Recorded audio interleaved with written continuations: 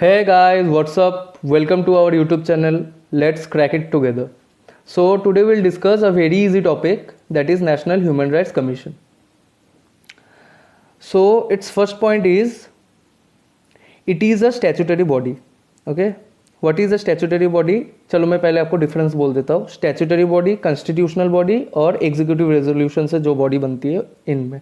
Constitutional body मतलब वो body जिसका जिक्र हम लोग हमारे संविधान में होती है. ओके, कॉन्स्टिट्यूशन में जिसका कॉन्स्टिट्यूशन ऑफ इंडिया जो है उसके अंदर जिसका जिक्र हो रखा है उसको कॉन्स्टिट्यूशनल बॉडी कहते हैं. स्टैच्यूटरी बॉडी क्या होता है? एक बॉडी जिसको बनाया गया है एक्ट से. एक्ट जो पार्लियामेंट पे पास हुआ है उस एक्ट से जो बॉडी बनती है उसको स्टैच्यूटरी बॉडी कहते हैं. और एग्जीक्यूटिव रेजोल्यूशन जो बॉडी एग्जीक्यूटिव से बन के आती है.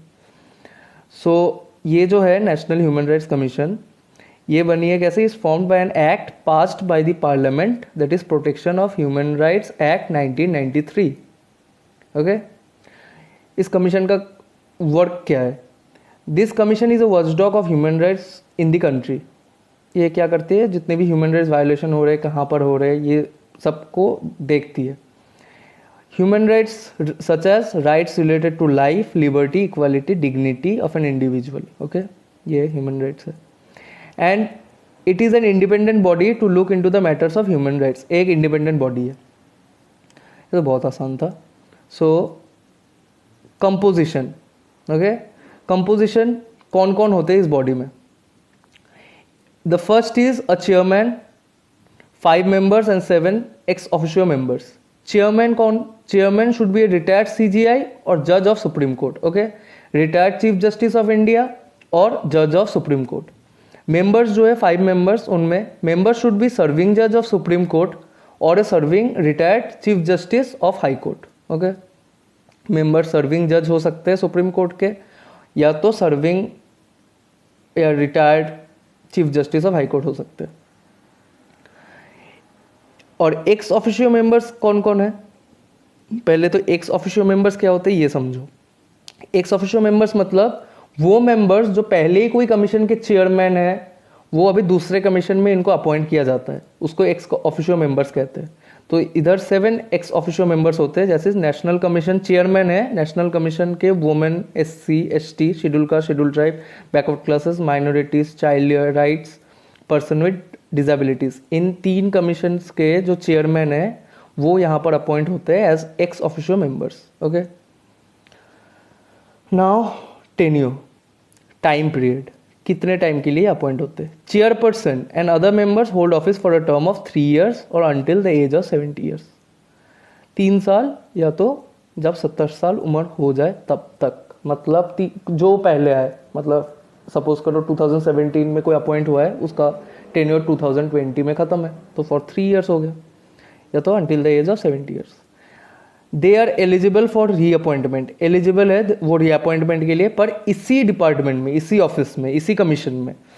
After their tenure they all are not eligible for any employment by government of India और स्टेट गवर्नमेंट. इनका टेन्योर खत्म होने के बाद ये एलिजिबल नहीं होते कोई और एम्प्लॉयमेंट के लिए, गवर्नमेंट ऑफ इंडिया हो और या फिर सेंट्रल गवर्नमेंट में हो या तो स्टेट गवर्नमेंट में हो. ओके, सो ओके, इनका फंक्शन क्या है?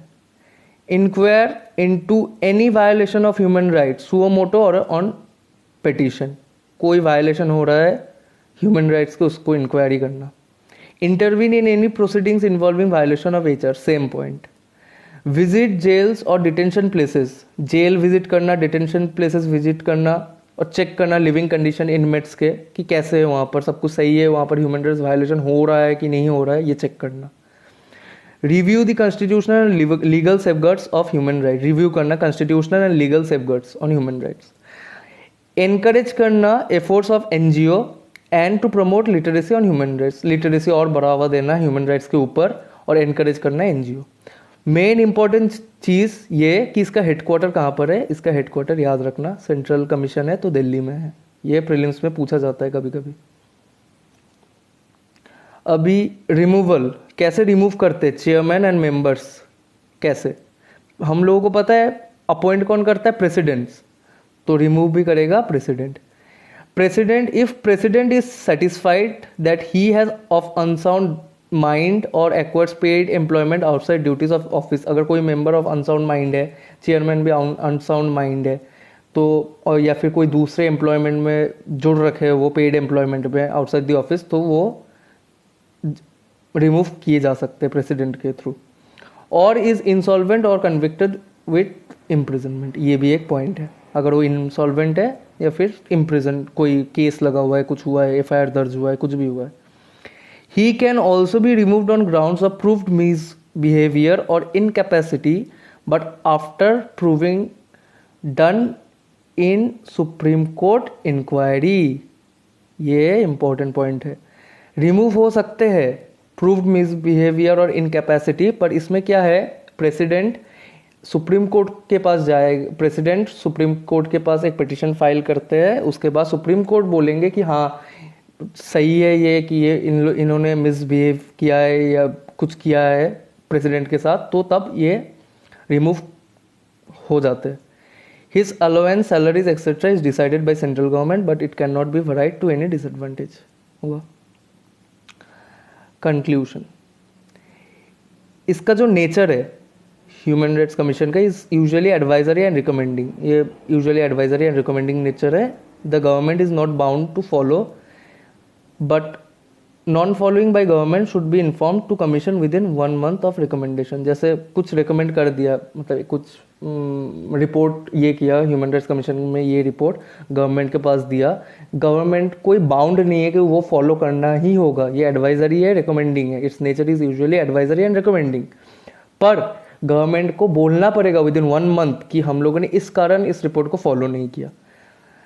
सेम केस है, लेस पावर इस ह्यूमन राइट्स का वायलेशन, इसका कमीशन का इसका लेस पावर है इन आर्म्ड फोर्सेस, बिकॉज वही सेम है, इधर 1 month पे बोलना पड़ेगा, इनको और टाइम मिल गया 3 months का, यहाँ पर 1 month में गवर्नमेंट को बोलना पड़ेगा कि हम लोगों ने ये फॉलो नहीं किया, पर आर्म्ड फोर्स में वही 1 month, इधर 3 months है, इनके पास बहुत टाइम है कि रिपोर्ट के क्या दिक्कत है वो रिपोर्ट करे ह्यूमन राइट्स कमीशन में कि ये दिक्कत के लिए हम लोगों ने आपका रिपोर्ट फॉलो नहीं किया, तो ये 3 months टाइम है इनके पास, तो इसके लिए ये बोला गया है it has less power in case of human rights violation done by and in armed forces because this recommendation are to be informed of non following within 3 months of recommendation.